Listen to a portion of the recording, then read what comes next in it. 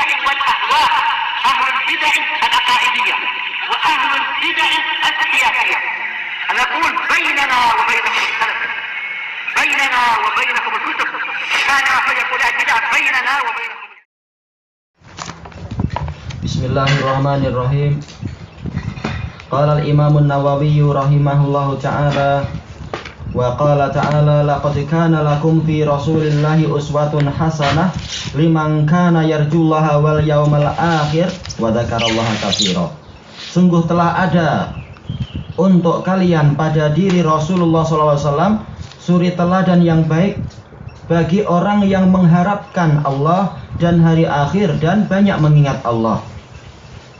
Ayat ini walaupun turunnya terkait dengan perang Ahzab,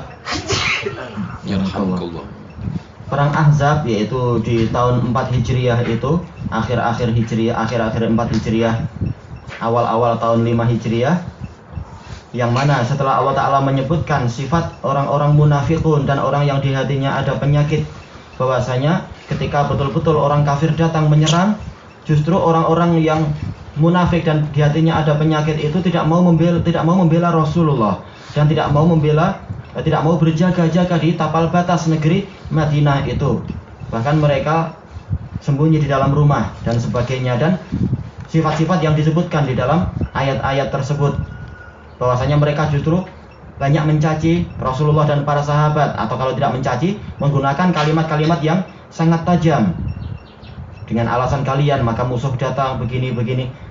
Maka kemudian Allah Ta'ala menyebutkan bahwasanya ikuti cara Rasulullah di dalam menghadapi situasi yang genting, situasi yang cemas semacam itu, yaitu Rasulullah SAW, demikian pula para sahabat, mereka tidak lari dari peperangan dan tidak pula menyerah, tapi mereka justru berupaya mencari keselamatan dengan cara apa? Membuat khondak-khondak itu, menggali parit-parit, longkang-longkang yang besar, dan kemudian mereka berjaga-jaga di tapal batas itu pagi, sore, siang, malam. Mereka menembakkan anak panah kepada musuh yang mencoba melompati atau memasuki longkang-longkang tersebut, sampai-sampai mereka tidak sempat untuk sholat duhur, sholat asar, dan sholat maghrib di awal-awalnya.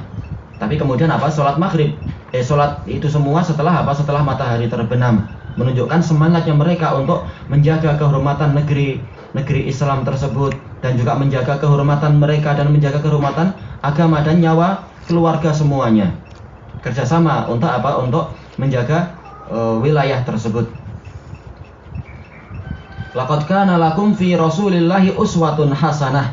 Sungguh telah ada untuk kalian pada diri Rasulullah suri teladan yang baik. Tetapi walaupun ayat ini sebab turunnya adalah terkait dengan perang Ahzab, perang Khandaq, tetapi dia itu bersifat umum. Sebagaimana dijelaskan oleh para mufassirun, ayat ini berlaku untuk seluruh keadaan yang dicontohkan oleh Rasulullah SAW. Makanya Ibnu Umar radhiyallahu anhuma, ketika beliau ditanya tentang masalah hukum puasa di hari-hari Id, beliau mengatakan haram. Rasulullah melarang itu, dan laqad kana lakum fi Rasulillahi uswatun hasanah. Sungguh telah ada untuk kalian pada diri Rasulullah suri teladan yang baik. Kemudian juga Ibnu Abbas ketika ditanya tentang suatu masalah, beliau mengatakan Rasulullah melakukan demikian dan demikian. Laqad kana lakum fi Rasulillahi uswatun hasanah. Bahkan Rasulullah sendiri menjadikan ayat ini sebagai sebagai dalil untuk manusia itu harus ikut beliau.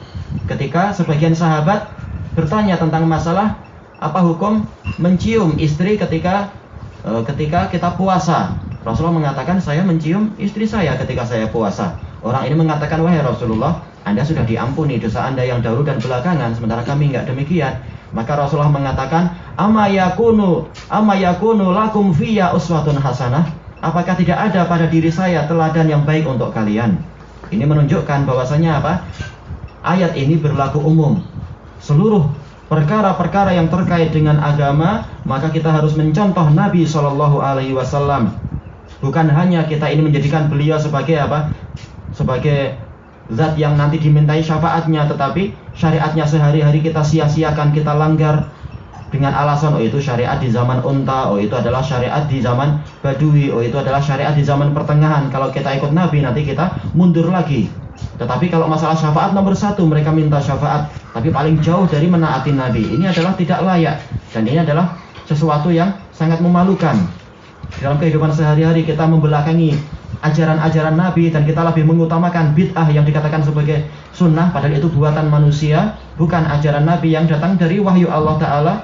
Tapi kalau nanti di hari kiamat kita benar-benar minta syafaat beliau, bahkan di dunia kita berdoa pada beliau, sehingga masuk kepada kesyirikan dan masuk kepada sesuatu yang tidak beradab dan sebagainya. Bahkan banyak membuat bid'ah. Ini bukan meneladani Nabi, ini namanya adalah mendahului Nabi. Padahal Allah Ta'ala telah berfirman, ya ayyuhalladzina amanu la tuqaddimu baina yadayillahi wa rasulih. Wahai orang-orang yang beriman, jangan kalian mendahului Allah dan Rasulnya. Namanya meneladani adalah di belakang, bukan di depan. Bukan merasa lebih tahu daripada Allah dan Rasulnya. Itulah bukti bahwasanya kita adalah cinta Nabi, bukti bahwasanya kita memang pengikut Nabi yang baik. Kalau ustadz saja kita dahului, nanti ada sebagian orang akan marah. Jangan mendahului ustadz, ustadz itu lebih tahu. Jangan mendahului para ulama, ulama itu lebih tahu. Untuk perkara yang benar-benar, untuk perkara yang salah, kita katakan ini salah. Tetapi untuk Nabi, kenapa kita tidak mengatakan demikian? Kenapa sunnah Nabi disia-siakan dan kita lebih mengutamakan ucapan ustadz ini, ustadz itu, atau ucapan istilahnya apa itu, kiai ini, kiai itu, dan sebagainya. Padahal tidaklah mereka itu terangkat derajatnya di mata manusia kecuali karena mereka menisbatkan diri kepada ajaran Nabi. Maka harusnya Nabi lebih diutamakan daripada orang-orang yang tidak maksum tadi. Baik. Tapi siapa ini yang akan berbahagia dan layak untuk menjadikan Nabi sebagai teladan? Liman kana yarjullaha wal yaumal akhir wa dzakarallaha katsira. Bagi orang yang mengharapkan perjumpaan dengan Allah dalam keadaan diridhoi, bukan perjumpaan sebagai hamba yang dimurkai, bukan. Dan mengharapkan keberuntungan dan kejayaan di hari akhir. Bukan orang yang datang di hari kiamat dalam keadaan dia itu terbalik dan dimasukkan ke dalam neraka. Wa dzakarallaha katsira, dan banyak mengingat Allah. Orang yang mengaku banyak berzikir hendaknya dia mencontoh Nabi, bukan membuat zikir-zikir sendiri. Seandainya zikir itu boleh dibuat sendiri dan ketentuannya itu ditentukan sendiri dan waktunya juga ditentukan sendiri dengan rasio dan perasaan dan dengan akal sendiri, niscaya tidak perlu Allah Ta'ala menurunkan kitab dan mendatangkan Nabi sebagai contoh dan pembimbing. Tapi manakala Allah menurunkan kitab-kitab dan Allah menjadikan Nabi sebagai pengatur dan pembimbing dan sebagai teladan, taulah kita bahwasanya akal kita itu tidak cukup untuk membuat syariat sendiri. Maka harusnya kita tunduk dengan sebenar-benarnya kepada ajaran Nabi SAW. Tugas kita adalah mengikuti Nabi, bukan penat-penat menelusuri mana sisa darah beliau, mana sisa tongkat beliau, atau mana sisa terumpah atau slipper beliau untuk kita cari barokahnya, dijadikan sebagai patung-patung yang disembah lagi akhirnya. Ya rahmatullah. Sementara warisan Nabi berupa ilmu dan berupa syariat disia-siakan dalam kehidupan sehari-hari. Ini adalah sesuatu yang benar-benar tidak layak. Kalau kita dikatakan sebagai umat Muhammad, ini tidak layak. Yang dikatakan umat Muhammad adalah orang yang berusaha untuk setia kepada pemimpin umat tersebut. Inilah yang seharusnya. Dan pembahasan ini ma'ruf di dalam ucapan-ucapan Ahlus Sunnah wal Jamaah, bahwasanya ayat ini sebagai dalil untuk kita ini mencontoh Nabi, bukan menjadikan Nabi sekedar sebagai, dan memang tidak boleh Nabi dijadikan sebagai wasanan yu'bad, sebagai berhala yang disembah, sementara syariatnya disia-siakan. Tayyib, ilahuna wallahu ta'ala a'lam.